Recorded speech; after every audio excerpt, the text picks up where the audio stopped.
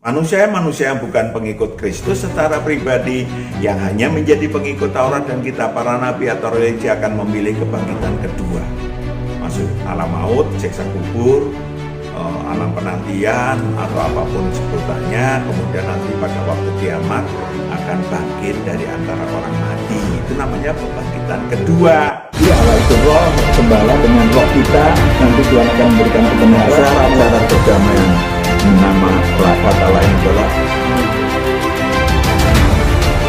Saudaraku yang terkasih, kita berjumpa lagi untuk membahas sesuatu yang ilahi. Di manakah Tuhan Yesus kini? Ngapain?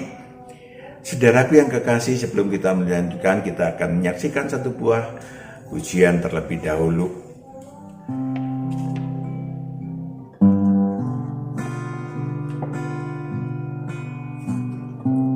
Bawa daku ke tempat yang lebih tinggi, biar ku masuk dalam hadirat-Mu yang suci.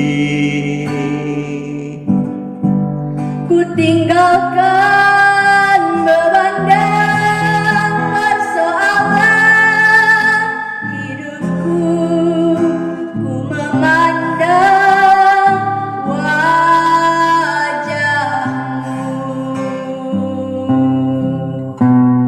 Suci,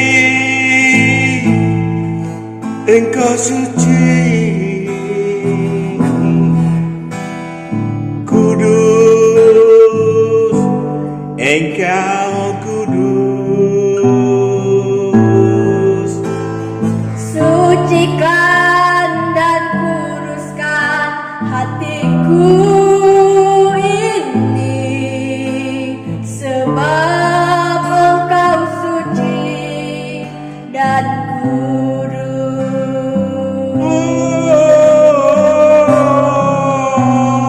Suci, Engkau suci, kudus, Engkau kudus. Sucikan dan kuduskan hatiku ini, sebab Engkau suci dan kudus. Sebab Engkau suci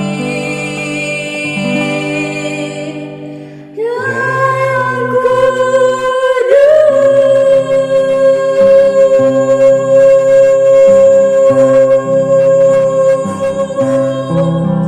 Saudaraku yang kekasih, pertanyaan itu bertalu-talu.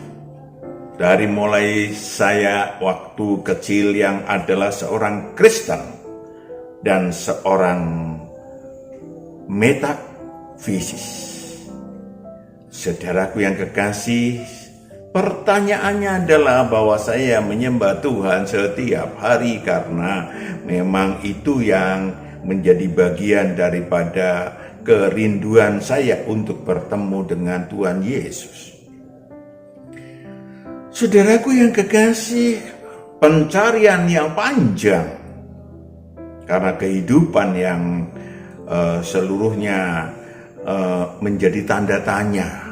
Kehidupan saya yang menjadi tanda tanya. Kalau Yesus ada, ngapain saya mesti miskin? Kalau Yesus ada, bla bla bla bla. Panjang pertanyaannya. Saudaraku yang kekasih, maka tatkala suatu saat saya menemukan, dan dia sudi menemui saya sekitar tahun 1980. Ya, maka saya buanglah seluruh apa yang disebut sebagai hal-hal yang berbau metafisis, keris-keris sakti, pedang-pedang, dan lain-lain. Saya tahu di saat itu, di saat dia menemui saya, bahwa dia adalah Tuhan. Dan dia adalah hidup. Kesaksian ini sudah disampaikan dalam YouTube, nanti akan disampaikan lagi suatu saat. Dan ada buku tentang siapa bilang Yesus Tuhan. Saudaraku yang kekasih, di manakah Tuhan Yesus kini? Ngapain? Itu menjadi pertanyaan sekali lagi bagi banyak orang sebetulnya. Tetapi mereka lebih banyak diam mungkin. Ya, kebenaran ilahi di dalam rangka memperingati kenaikan Kristus Yesus ke Firdaus tanggal 18 Mei nanti.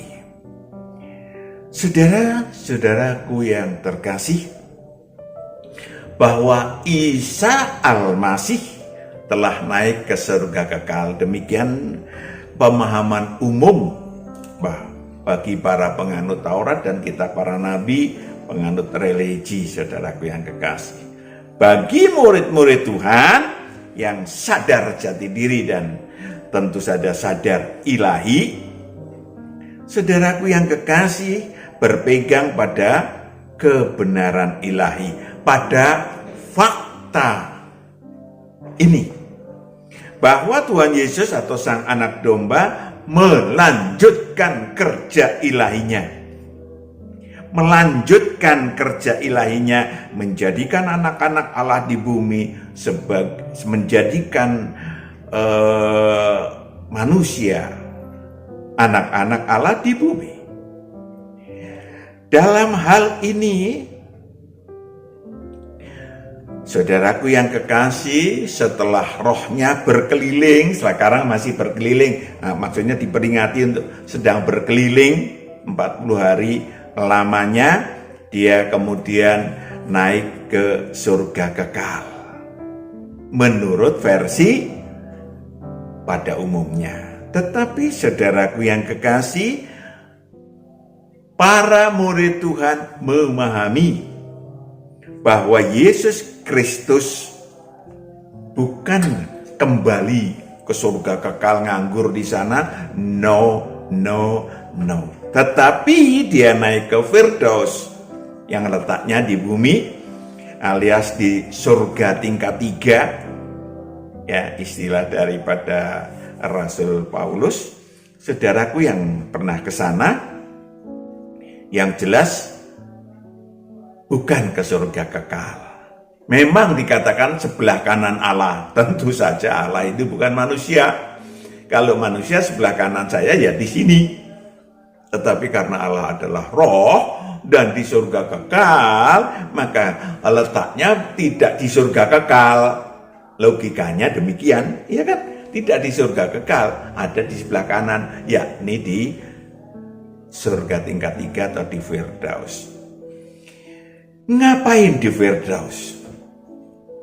Saudaraku yang kekasih, Firdaus adalah Taman Eden di bumi yang diciptakan pasca manusia Adam diciptakan. Kejadian 2 ayat 4-9. Mari kita tengok Firdaus, ya, menurut sejarah awal penciptaannya. Kejadian 2 ayat 4-9. Demikianlah riwayat langit dan bumi pada waktu diciptakan, ketika Tuhan Allah menjadikan bumi dan langit. Belum ada semak apapun di bumi. Di bumi belum ada semak apapun. Belum timbul tumbuh-tumbuhan apapun. Belum ada tumbuh-tumbuhan apapun di padang, sebab Tuhan Allah belum menurunkan hujan ke bumi. Ya, lanjut.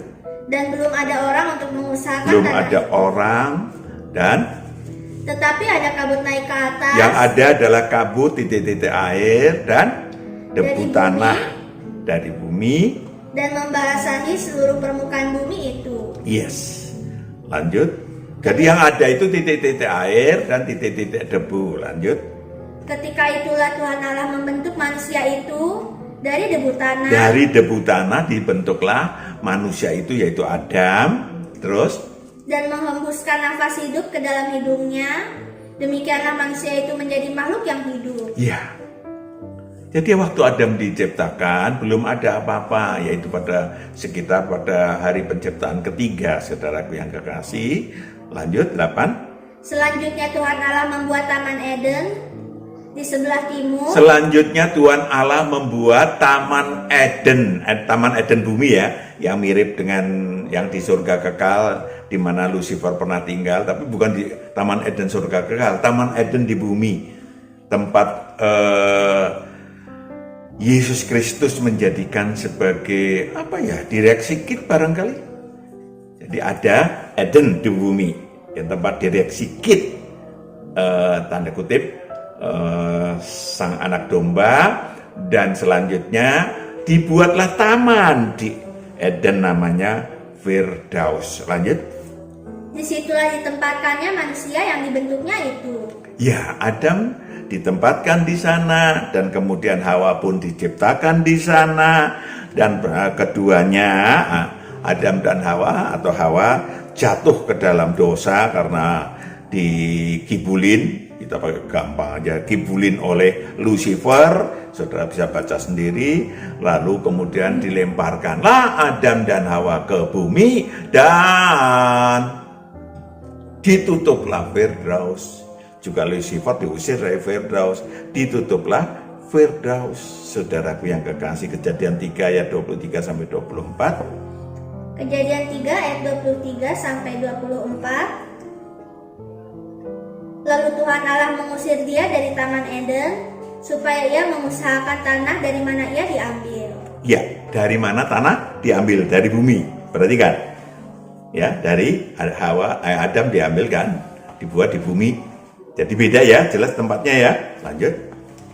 Ia menghalau manusia itu, dan di sebelah timur Taman Eden ditempatkannya beberapa kerub dengan pedang yang menyala-nyala dan menyambar-nyambar untuk menjaga jalan ke pohon kehidupan. Yes. Itulah yang disebut Firdaus yang ditutup bermiliar tahun yang lalu. Kemudian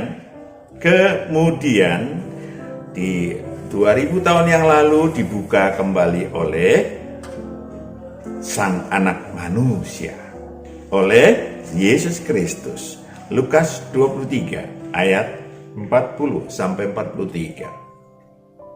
Lukas 23 ayat 40 sampai 43. Tetapi yang seorang menegur dia, katanya, "Tidakkah engkau takut, juga tidak kepada Allah, sedang kau menerima hukuman yang sama? Kita memang selayaknya dihukum, sebab kita menerima balasan yang setimpal dengan perbuatan kita, tetapi orang ini tidak berbuat sesuatu yang salah." Itulah, walaupun dia penjahat, tetapi perhatikan bagaimana sesungguhnya hatinya. Lanjut. Lalu ia berkata, "Yesus, ingatlah akan aku apabila engkau datang sebagai raja." Apabila engkau sebagai raja, padahal di sebelahnya sama-sama, maaf kata, sama-sama loyo. Tetapi rohnya faham. Rohnya tahu bahwa Yesus adalah raja. Sehingga Kata jawabannya, Yesus kepadanya, "Aku berkata kepadamu, sesungguhnya hari ini juga engkau akan bersama-sama dengan aku di dalam Firdaus." iya, hari ini juga, ulangi lagi. Hari ini juga, ulangi lagi. Sesungguhnya hari ini juga engkau akan ada bersama-sama dengan aku di dalam Firdaus. Di dalam Firdaus. Itulah waktu Firdaus dibuka. Wahyu 2 ayat 7, Firdaus bisa diperjuangkan, saudara bacakan.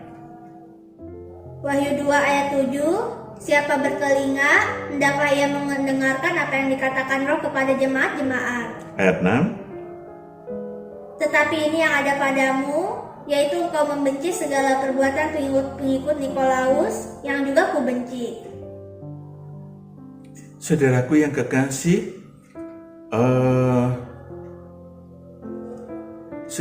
kekasih, saya ulangi lagi Wahyu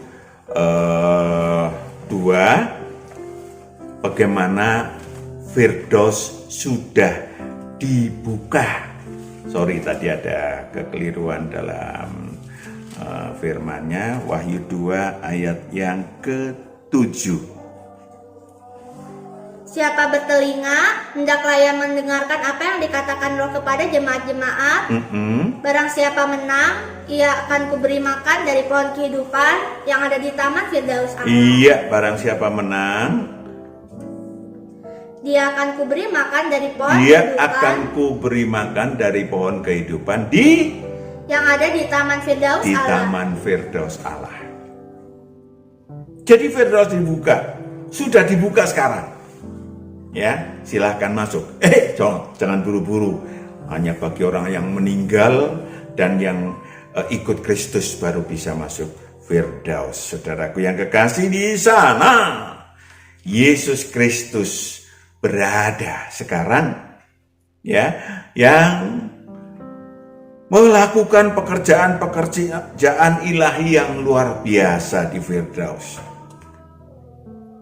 Supaya saudara makin paham, di Firdaus Yesus nggak nganggur, bukan terus Yesus pulang ke surga, nanti menunggu kedatangan kedua kali lalu kita nganggur. No. Yang pertama, Yesus memimpin roh-roh manusia yang ikut dalam kebangkitan pertama untuk diberi rupa ilahi yang sesuai dengan buah-buah ilahi. Ya, jadi saudara, kalau masuk Firdaus enggak seperti saya dan saudara rupanya begini dan begitu, bukan. Tetapi diberi rupa baru, namanya rupa ilahi yang sesuai dengan buah-buah ilahi, sesuai dengan sayap-sayap kenaik mutu, sayap-sayap rohani, sesuai dengan harta surgawi yang dibawanya. Ya. 1 Korintus 15 ayat 50 sampai 52. 1 Korintus 15 ayat 50 sampai 52. Saudara-saudara, inilah yang hendak kukatakan kepadamu, yaitu bahwa daging dan darah tidak mendapat bagian dalam kerajaan Allah. Iya, daging dan darah tidak mendapat bagian dalam kerajaan Allah, dalam arti Firdaus. Enggak, jadi saudara jangan, saya mati muda aja supaya nanti di Firdaus saya tetap muda. Enggak, saudara mau bayi di Firdaus ya sama dengan nenek-nenek, kakek-kakek yang masuk Firdaus. Amin. Lanjut. Dan bahwa yang binasa tidak mendapat bagian dalam apa yang tidak binasa. Ya, yang binasa tidak mendapat bagian. Jadi yang masuk ke Firdaus adalah wungkul rohnya manusia, wungkul. Tetapi bentuknya, lanjut. Sesungguhnya aku menyatakan kepadamu suatu rahasia, kita tidak akan mati semuanya, tetapi kita semuanya akan diubah dalam sekejap mata pada waktu bunyi nafiri yang terakhir, sebab nafiri akan berbunyi dan orang-orang mati akan dibangkitkan dalam keadaan yang tidak dapat binasa, dan kita semua akan diubah. Akan diubah. Mereka akan dilatih menjadi raja-raja ilahi dan imam-imam Allah yang maha tinggi di Firdaus, agar kelak sudah siap berstatus ilahi, dengan rupa ilahi. Ya, yang terjadi adalah saudara dan saya kalau masuk Firdaus diubah. Wahyu 20 ayat 6. Wahyu 20 ayat 6. Berbahagia dan kuduslah ia yang mendapat bagian dalam kebangkitan pertama itu. Kebangkitan pertama itu, yaitu 2000 tahun yang lalu.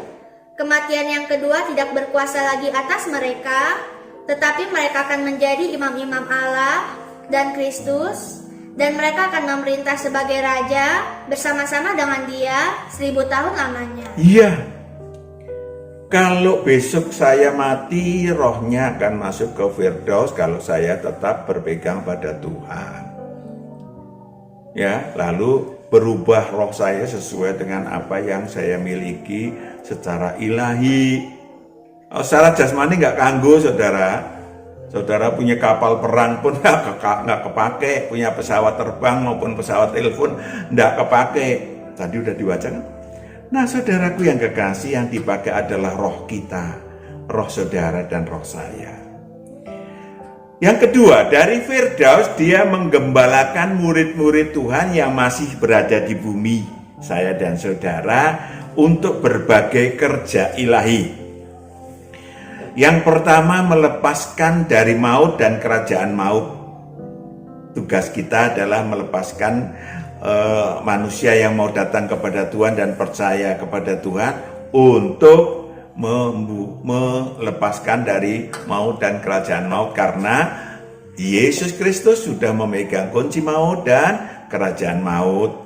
Wahyu 1 ayat 17-18. Perhatikan baik-baik, saya ulangi berkali-kali ini firman ini, kebenaran ini. Wahyu 1 ayat 17-18. Ketika aku melihat dia, tersungkurlah aku di depan kakinya, sama seperti orang yang mati, tetapi ia meletakkan tangan kanannya di atasku, lalu berkata, "Jangan takut, aku adalah yang awal dan yang akhir. Aku adalah yang awal dan yang akhir dan yang hidup. Yang hidup. Aku telah mati, namun lihatlah, aku hidup sampai selama-lamanya, dan aku memegang segala kunci maut dan kerajaan maut." Itu yang Zebedeus, ya tahun berapa udah cari aja di ini, ditemui, Yohanes anak Zebedeus ditemui oleh Tuhan Yesus. Saudaraku yang kekasih, di Firdaus, saudaraku yang kekasih, maka apa yang dilakukan adalah supaya manusia-manusia, ayo datanglah kepadaku yang letih lesu dan berbeban berat. Itu masih berlaku sampai sekarang. Ikulah kuk yang kupasang dan belajarlah kepadaku, itu masih berlaku. Ya, lalu kemudian kalau orangnya percaya, maka dituntun secara pribadi. Yohanes 10 ayat 3-4. Dituntun secara pribadi. Jadi bukan Yesus di surga kekal, ada di bumi, saudara. Lanjut. Yohanes 10 ayat 3-4. Untuk dia penjaga membuka pintu, dan domba-domba mendengarkan suaranya, dan ia memanggil domba-dombanya masing-masing menurut namanya, dan menuntunnya keluar dari masalah, dari kesusahan, kesukaran, dan lanjut. Jika semua dombanya telah dibawanya keluar, ia berjalan di depan mereka, dan domba-domba itu mengikuti dia. Iya, domba-domba itu mengikuti dia setelah dia ampuni setelah lahir kembali, diampuni segala dosanya dan disucikan dari yang jahat. Keluar tadi istilahnya, lanjut. Karena mereka mengenal suaranya. Yes. Mereka akan mengenal suaranya. Halo, mereka mengenal suaranya. B. Memimpin manusia yang mengasihi dia, memberikan penolong. Setelah itu, kalau si manusia yang sudah dituntun itu tetap taat kepada dia, itu namanya mengasihi dia, maka akan diberikan penolong, yaitu Roh Kudus, ya, yang akan menyertai dan tinggal dalam kehidupan si manusia, sehingga memperoleh damai sejahtera. Yohanes 14 ayat 15.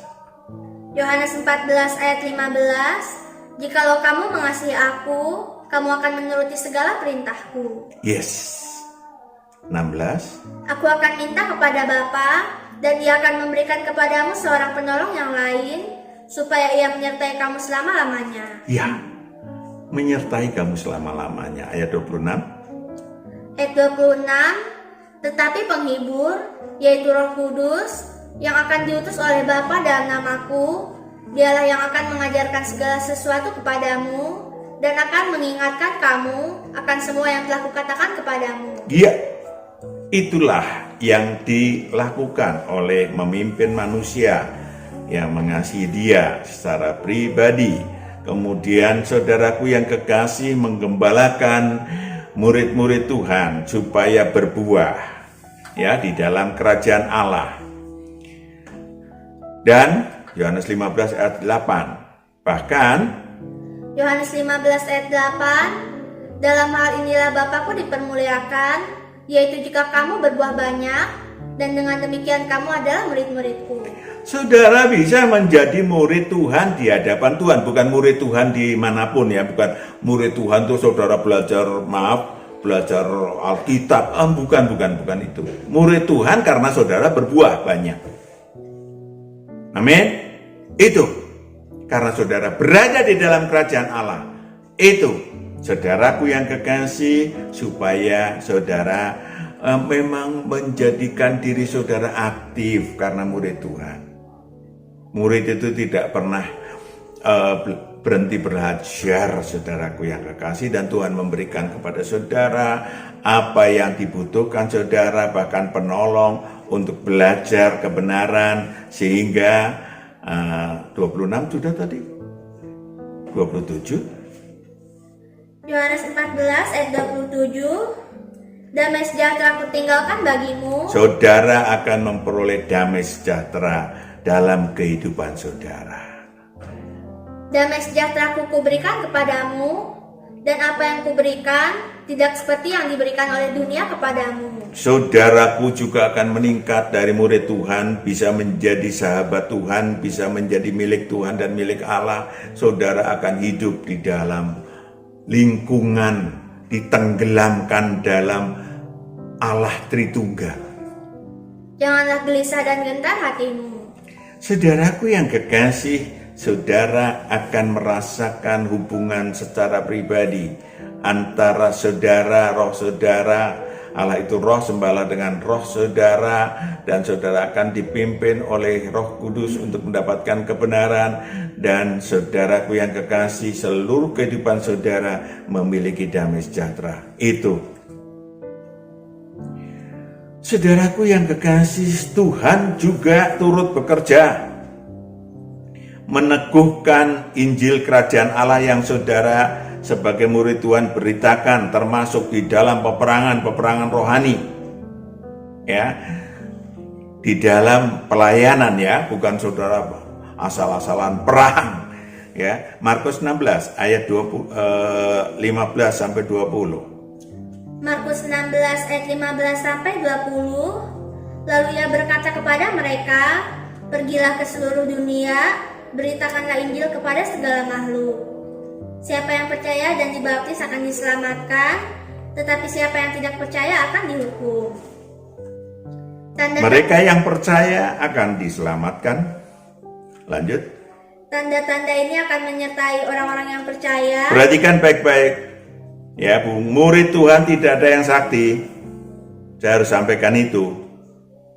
Ya, mereka hanya diiringi oleh tanda yang dia kemudian dipimpin oleh, dikerjakan oleh Sang Kristus Yesus. Lanjut, supaya saya dan saudara tahu, ada dua yang harus ditahu, bahwa Yesus hidup memimpin kita di bumi.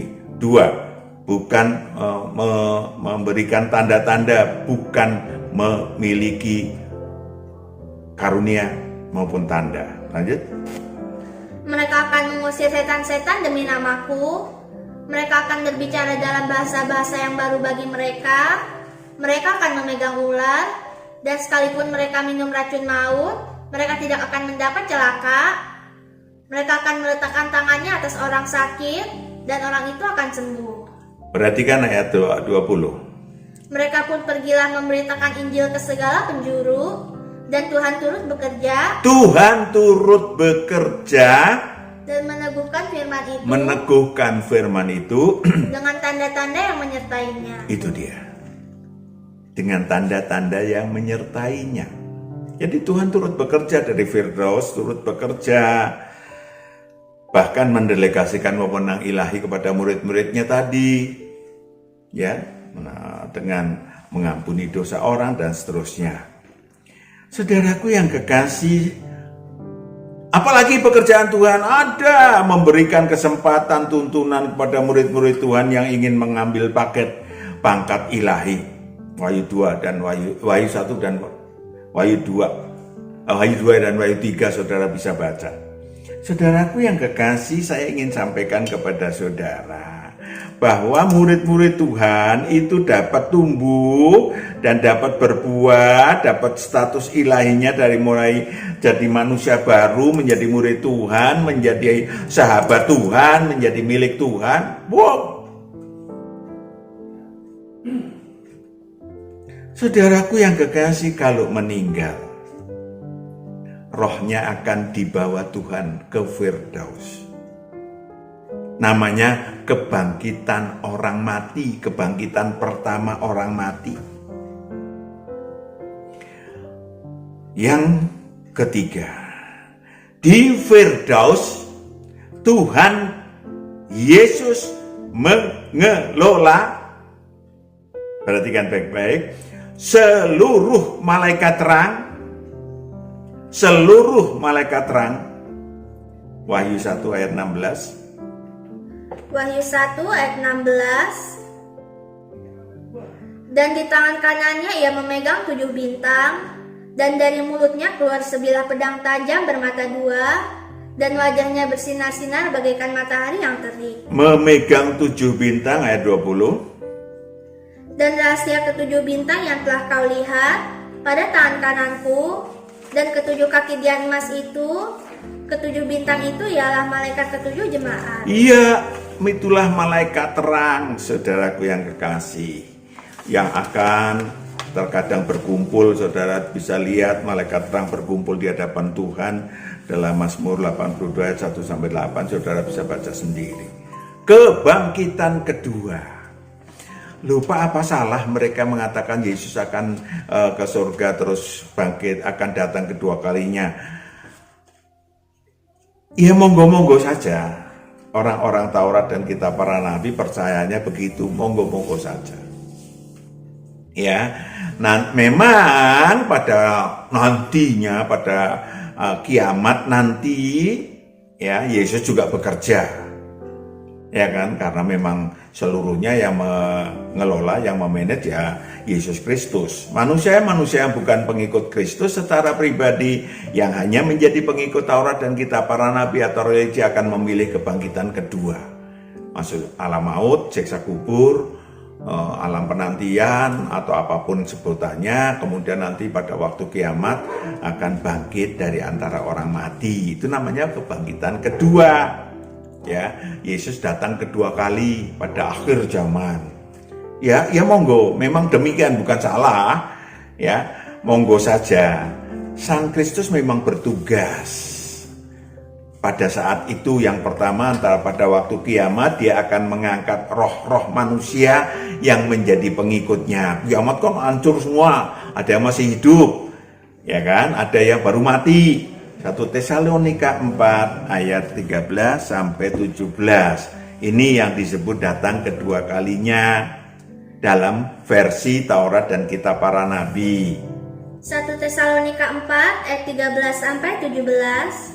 Selanjutnya kami tidak mau, saudara-saudara, bahwa kamu tidak mengetahui tentang mereka yang meninggal, supaya kamu jangan berduka cita seperti orang-orang lain yang tidak mempunyai pengharapan. Karena jikalau kita percaya bahwa Yesus telah mati dan telah bangkit, maka kita percaya juga bahwa mereka yang telah meninggal dalam Yesus akan dikumpulkan Allah, yaitu tadi di Firdaus, bersama-sama dengan Kristus Yesus. Udah jelas. Terus, ini kami katakan kepadamu dengan firman Tuhan, kita yang hidup, yang masih tinggal sampai kedatangan Tuhan, sekali-kali tidak akan mendahului mereka yang telah meninggal. Terus, sebab pada waktu tanda diberi, yaitu pada waktu penghulu malaikat berseru dan sangkakala Allah berbunyi, maka Tuhan sendiri akan turun dari sorga, dan mereka yang mati dalam Kristus akan lebih dahulu bangkit. Iya. Saudaraku yang kekasih, saudara bisa baca selanjutnya untuk menunjukkan bahwa nanti, lanjutkan dulu deh. Sesudah itu, kita yang hidup, yang masih tinggal, akan diangkat bersama-sama dengan mereka dalam awan menyongsong Tuhan di angkasa. Iya itu, ya, para pengikut Kristus pada waktu setelah kiamat, ya, itu diangkat rohnya, ya kan? Saya ingin sampaikan kepada saudara, mereka yang tidak ikut Kristus punya tugas Yesus, yaitu menghakimi. Wahyu 20 ayat 11-15, menghakimi seluruh roh manusia yang berada di bumi. Kalau saudara murid Tuhan maka tidak ikut dihakimi tapi ikut menghakimi. Yang ditugaskan ikut menghakimi loh ya. Terus Wahyu 20 ayat 11 sampai 15. Lalu aku melihat suatu takhta putih yang besar dan Dia yang duduk di atasnya. Dari hadapannya lenyaplah bumi dan langit dan tidak ditemukan lagi tempatnya. lanjut. Dan aku melihat orang-orang mati, Orang-orang mati, besar dan kecil, besar dan kecil, berdiri di depan takhta itu. Lalu dibuka semua kitab. dibuka semua kitab, perhatikan baik-baik, dibuka semua kitab, Dan dibuka juga sebuah kitab lain, yaitu kitab kehidupan. kitab kehidupan, Dan orang-orang mati dihakimi menurut perbuatan mereka, dan berdasarkan apa yang ada tertulis di dalam kitab-kitab itu. di dalam kitab-kitab itu. Lanjut. Maka laut menyerahkan orang-orang mati yang ada di dalamnya. Mereka yang masih hidup tadi, yang bukan pengikut Kristus. Kalau pengikut Kristus diangkat rohnya, kalau yang bukan pengikut Kristus ya dihakimi. Lanjut. Dan maut dan kerajaan maut menyerahkan orang-orang mati yang ada di dalamnya. Yang berada di alam maut pun diserahkan untuk dihakimi. Lanjut. Dan mereka dihakimi masing-masing menurut perbuatannya. Yes. Sudah cukup jelas? Ayat terakhir, ayat 15. Dan setiap orang yang tidak ditemukan namanya tertulis di dalam kitab kehidupan itu, ia dilemparkan ke dalam lautan api itu. Yes. Bersama-sama dengan Lalu maut dan 14. kerajaan maut itu ayat 14 tadi belum ya? dilemparkanlah ke dalam lautan api. Itulah kematian yang kedua, lautan api. Lautan api. Juga kemudian terakhir adalah melemparkan iblis dan pengikutnya ke neraka kekal bersama manusia-manusia yang namanya tidak tercantum di dalam kitab kehidupan. Kita memilih. Silakan kita berdoa untuk supaya memahami apa yang Tuhan sampaikan pada hari ini yang sangat berguna bagi saya dan saudara. Amin. Bapa di surga, Engkau telah hadir di antara kami. Mari Engkau memeteraikan firman itu, kebenaran itu, supaya anak-anak-Mu faham dan bangkit menjadi murid Tuhan dan ikut Engkau. Terima kasih Bapa, di dalam Kristus Yesus hamba serahkan anak-anak-Mu. Haleluya, amin. Tuhan berkati, shalom.